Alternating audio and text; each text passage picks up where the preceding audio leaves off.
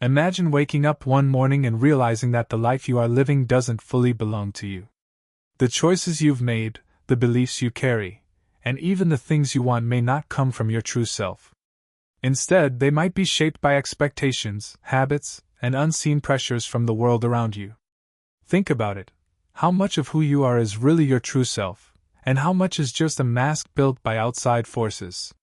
How often do you feel like you're acting out a role, following a script written by society, your family, or the quiet fears that guide your actions? Today we begin looking at one of Carl Jung's most powerful ideas, the thought that real life doesn't start until you truly find yourself. But what does it mean to find yourself? Is it just about knowing who you are, or is it something deeper and more life-changing? Stay with me, because as we uncover the hidden influences shaping your identity, you'll see why most people never really discover themselves, and how you can step out of that trap. The final insight we'll cover is the strongest one, and it has the power to change not only how you see yourself but also how you live in the world. Carl Gustav Jung was a pioneer of depth psychology, someone who went beyond the usual ideas of the mind and explored the hidden layers of the unconscious. Unlike many thinkers of his time, Jung did not believe that mental health was just about fitting into society's rules. He believed growth was a journey of becoming your most true and authentic self, something he called individuation. But here's the truth: most people never take that journey. They stay stuck in versions of themselves that were built by outside voices.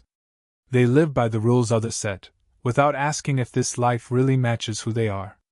They look for validation from people around them, believing happiness comes from approval, success, or belonging. Yet deep inside, there's always a quiet feeling that something important is missing. Jung believed that life truly begins only when we stop avoiding ourselves. But before we talk about what it really means to find yourself, we need to see why so many people never do. From the moment we are born, we are shaped and conditioned. We are given names, roles, and labels.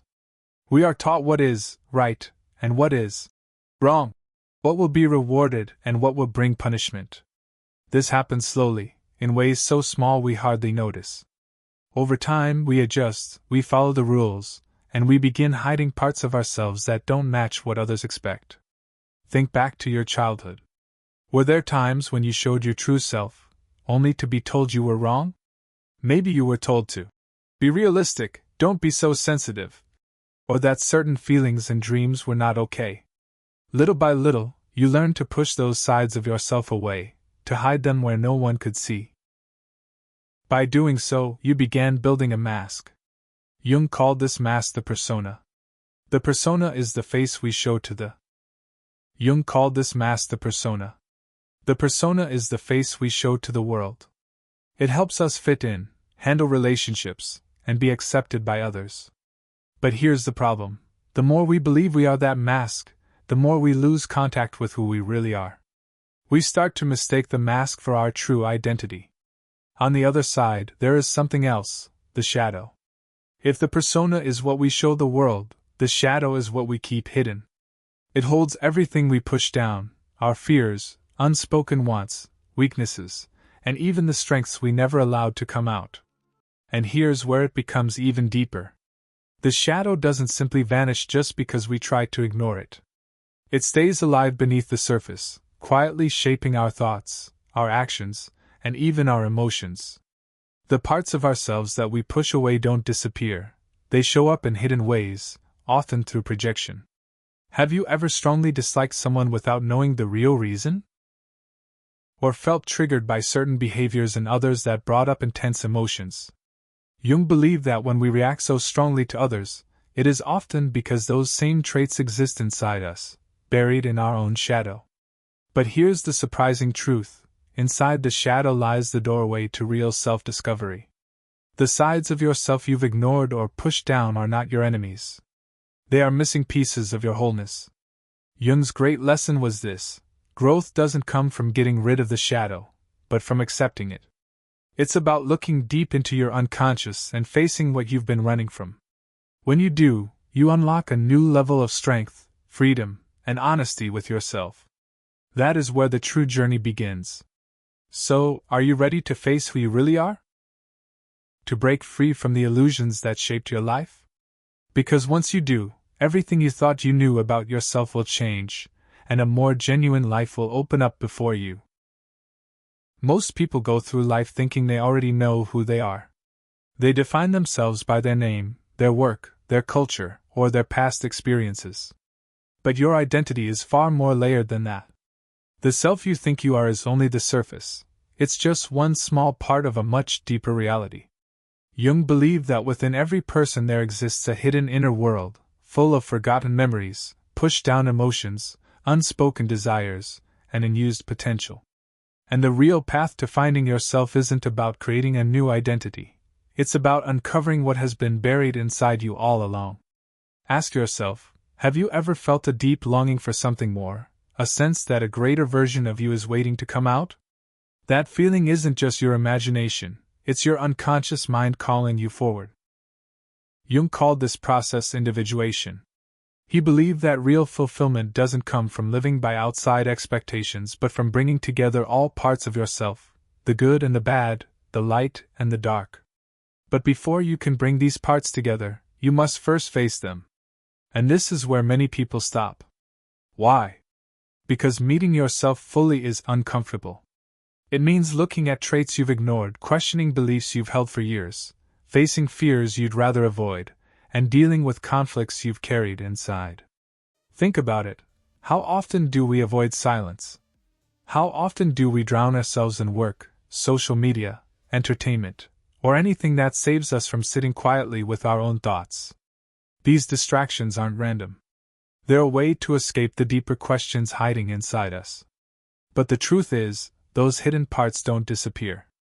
They show up in other ways, as anxiety, self-sabotage, broken relationships, or a constant feeling of being lost. Jung taught that our unconscious is always speaking to us, but most of us have stopped listening. If we begin to pay attention, we start noticing patterns.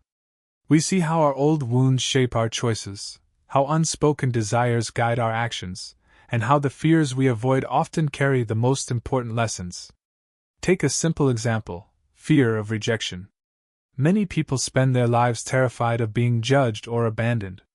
They look for approval, avoid conflict, and silence their true thoughts just to keep peace. But where does this fear truly come from?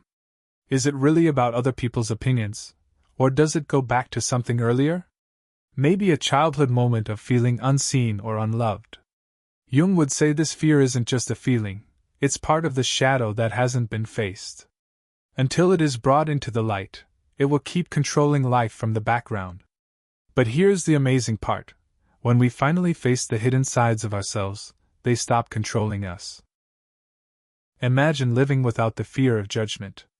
Imagine speaking your truth without holding back, making choices not to please others but because they feel right for you. This is the real power of individuation. It's not about becoming someone new, it's about becoming more of who you really are. So how do we start? How do we uncover the hidden forces that guide our lives? Jung believed one of the most effective ways to reach the unconscious is through symbols, dreams, and self-reflection. He saw dreams as messages from the deeper self, carrying truths about our inner world. He also pointed to creative outlets, art, writing, music, and other forms of expression, as doors to the unconscious. But maybe the most important step is this: awareness. The moment you begin to question your thoughts, your reactions, and your strongest beliefs, you are already beginning to change. The moment you stop running from discomfort and face it with curiosity, you begin to step back into your real self.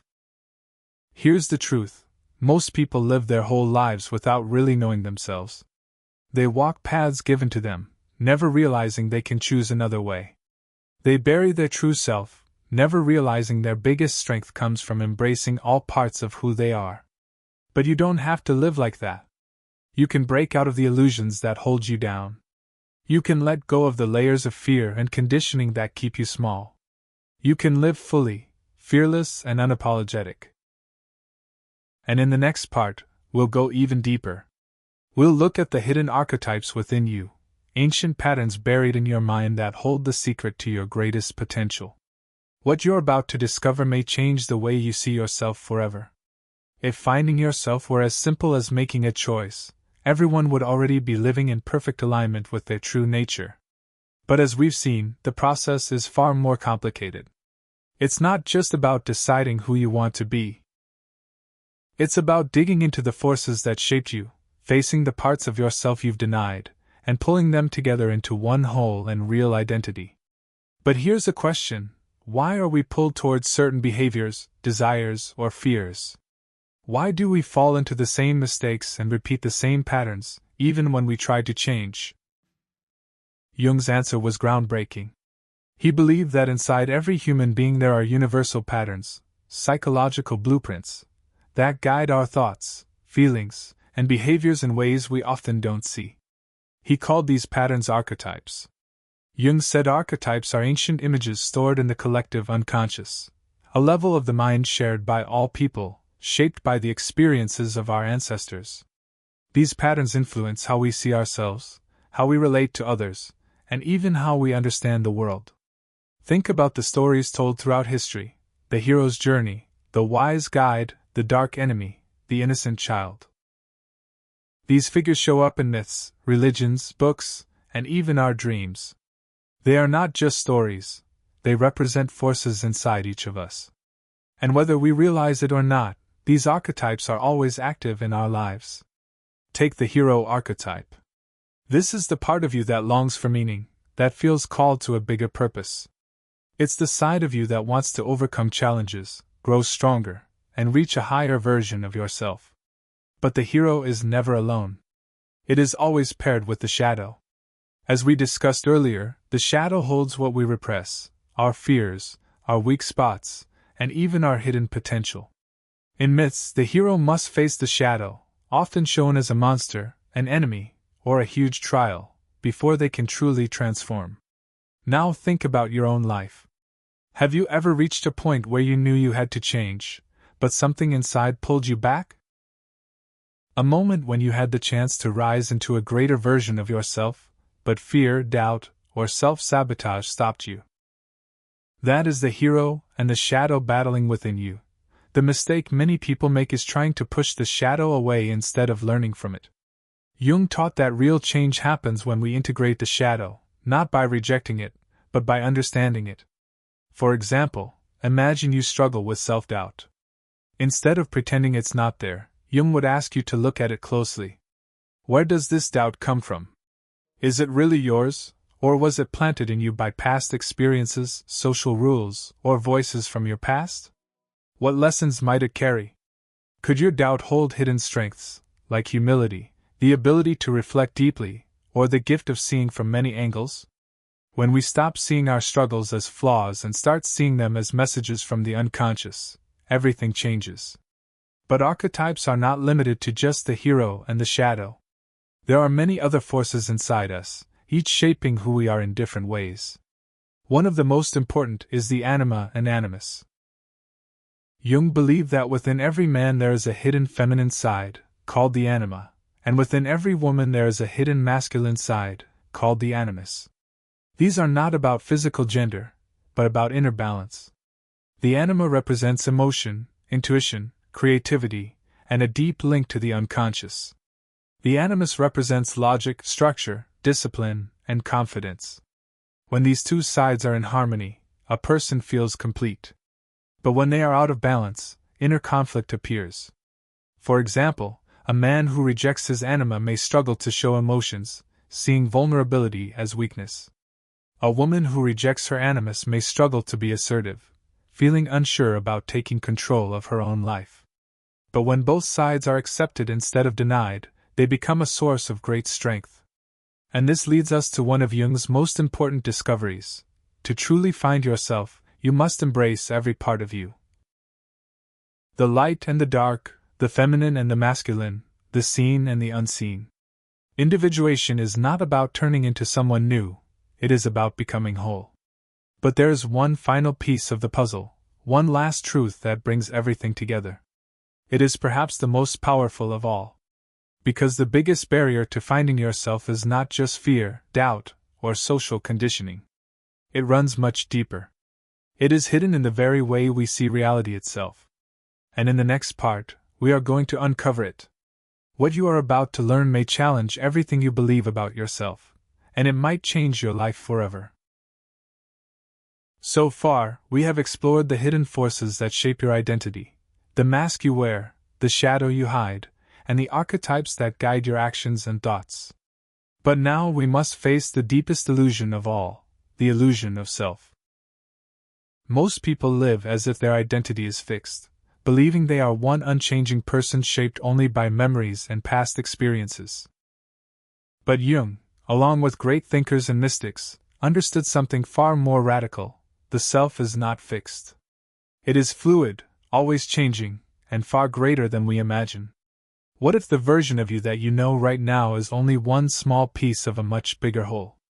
What if the person you think you are is just one expression of a vast, limitless consciousness, something that has been evolving for centuries through shared memory, inherited wisdom, and human experience?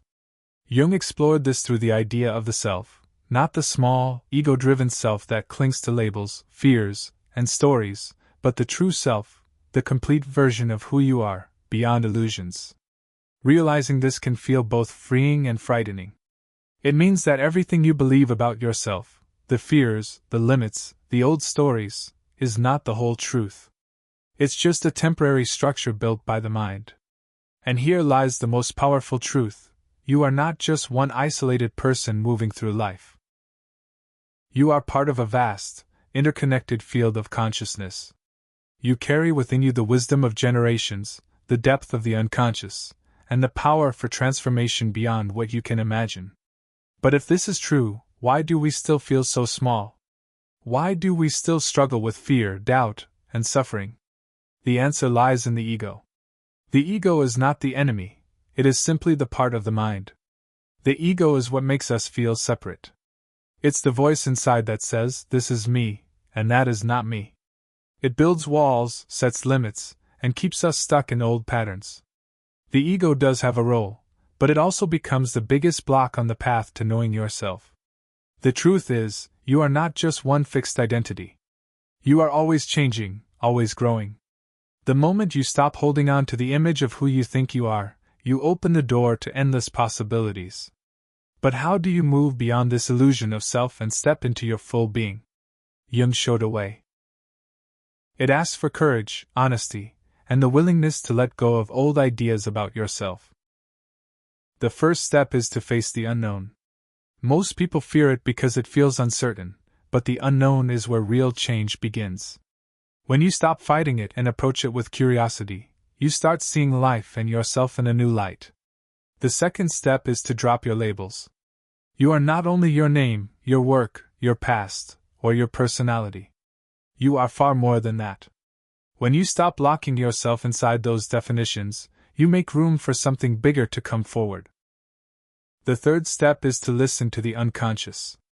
Your dreams, your gut feelings, your quiet inner voice, they are not random. They are signals from the deeper self, pointing you toward wholeness. The more you pay attention, the more you notice patterns, signs, and connections guiding you to your real path. And the final step is to trust the process.